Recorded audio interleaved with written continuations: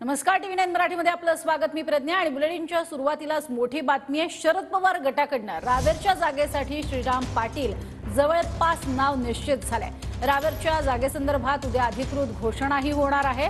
तर 5 तासांच्या बैठकीनंतर रावेरचा उमेदवार जवळपास निश्चित झाल्याचं कळतंय। अधिक माहिती घेऊयात प्रदीप कापसे आमचे प्रतिनिधी आपल्या सोबत आहेत। प्रदीप, काय अधिक माहिती?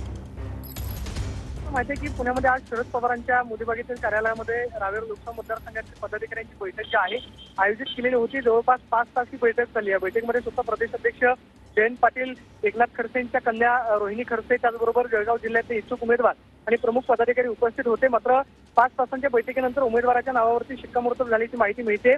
श्रीराम पाटील यांना अधिकृतरित्या उमेदवारी जी आहे ती उद्या पत्रकार परिषदेनंतर घोषित केली जाईल अशी सूत्रांकडून विश्वसनीय माहिती मिळते। रावेर लोकसभा मतदारसंघामध्ये पक्षाकडून सर्वे करण्यात आलेला होता।